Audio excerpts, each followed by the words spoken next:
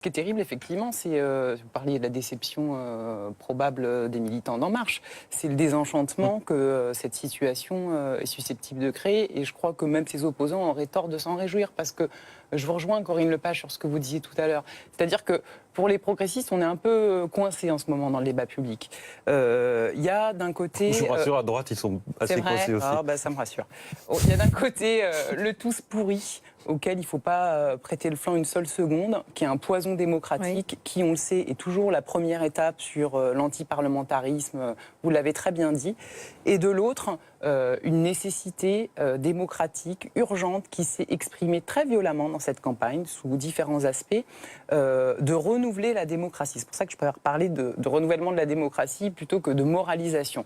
Et ça, il y avait quand même des propositions qui étaient sur la table, très ambitieuses, qui ont fait l'objet de débats citoyens. Elle s'appelait, en l'occurrence, la 6e République. Elle a été portée par plusieurs candidats à la présidentielle. Vous qui avez très bien travaillé ces dossiers, vous avez dû regarder ce qui était dans les programmes des différentes forces qui l'ont posé. La première chose quand même à redire, c'est qu'Emmanuel Macron, encore une fois, qui a fait campagne là-dessus, qui proposait le renouvellement de la vie politique, n'a jamais voulu remettre en cause la 5e République, qui est le problème. Il y a des solutions qui ont été avancées dans le débat public. La 6e République, on peut en penser ce qu'on veut, vous en penserez certainement du mal, mais les solutions étaient là, il n'a pas voulu les prendre pour se fondre dans les habits du monarque républicain et se complaire dans ce système qui lui va très très bien. C'est encore un autre sujet. Moi, je pense qu'on peut même... Et j'ai écrit sur la 6e République il y a 10 ans. Je sais, donc voilà. Bon, j'en suis revenue.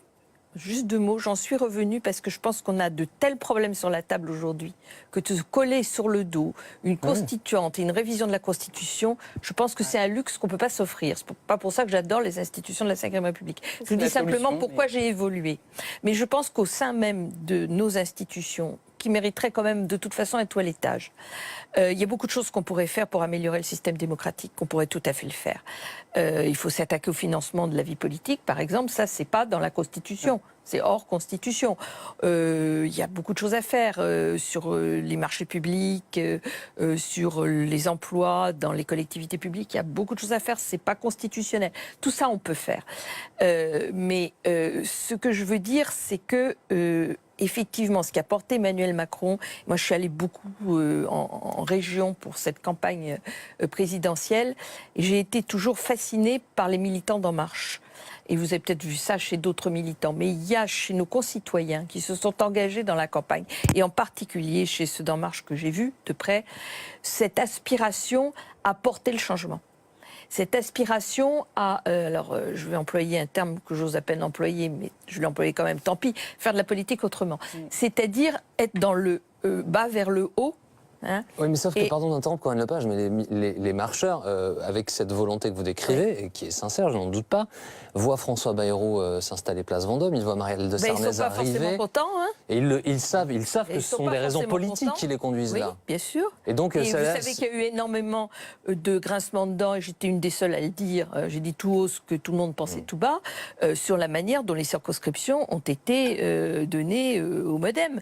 Donc, il y a derrière tout ça, effectivement, il y a des marcheurs qui se sentent pas tout à fait à l'aise avec ce qui se passe. Est-ce que les deux sujets ne sont pas intimement liés, Jean-Christophe Buisson, le renouvellement de la classe politique et la moralisation, avec de nouvelles personnalités qui seraient vierges donc d'un parcours parfois riche de dizaines d'années et qui viendraient porter un nouveau message et qui n'auraient donc pas de suspicion liées à leur parcours? Là, je vais apporter de l'eau au moulin de ma voisine. C'est que le problème, c'est que les structures institutionnelles, constitutionnelles françaises aujourd'hui ne permettent pas un renouvellement massif tel qu'il est souhaité visiblement par les marcheurs. Je ne parle pas des responsables d'En Marche qui, eux, savent ce qu'est la politique, comment fonctionne la démocratie, le Parlement. Ceux qui vont arriver à l'Assemblée, je ne sais pas comment, dans quelle mesure ils vont pouvoir peser justement sur la réforme constitutionnelle, parce qu'ils vont s'apercevoir qu'il y a des contraintes lorsqu'on fait de la politique à l'Assemblée nationale ou plus tard au Sénat, qui vous obligent à rentrer dans un certain moule, dans un certain clivage. Un seul exemple. Aujourd'hui, on parle du problème de savoir si Emmanuel Macron aura une majorité absolue ou non. Manifestement, les sondages laissent penser qu'il en aura une. Sauf que, donc, ouf, on ne va pas être obligé de gouverner avec le groupe de Jean-Pierre Raffarin, des constructifs ou de je sais pas quoi, des LR qui sont élus LR mais qui sont prêts à collaborer avec le nouveau gouvernement. Sauf que qui nous dit que cette majorité absolue, ces 300, 310, 320 nouveaux députés En Marche, vont voter comme on vote habituellement dans les partis, c'est-à-dire comme des godillots, où vous avez le chef de groupe qui dit on vote tous.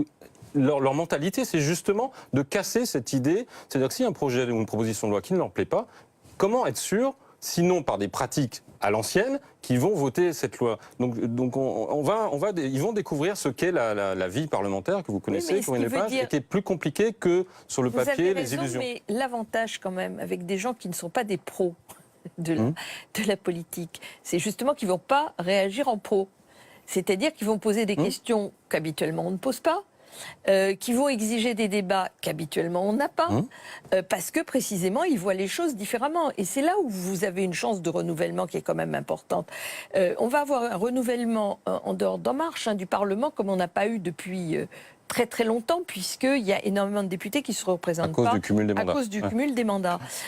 Donc là, on a une chance quand même d'avoir un Parlement fait de nouvelles personnes qui n'auront pas forcément les mêmes, et même certainement pas, les mêmes manières d'appliquer les règles qu'avaient leurs prédécesseurs. Donc ça, c'est plutôt positif, à mes yeux. C'est bien, vous êtes très optimiste, mais encore une fois, de quel renouvellement on parle? Vous avez raison, il va y avoir de nouveaux visages. Certainement que l'Assemblée nationale va être plus jeune. Tout ça, on ne peut pas dire que c'est négatif. Plus féminine, plus jeune. Mais le renouvellement, il faut qu'il soit social et représentatif. Je suis d'accord avec vous. Le Parlement, c'est la représentation nationale. Et il manque la moitié de la population dans ce Parlement. Tant qu'on ne s'attaquera pas à ça, on ne va pas s'étonner qu'on arrive à des situations comme aujourd'hui.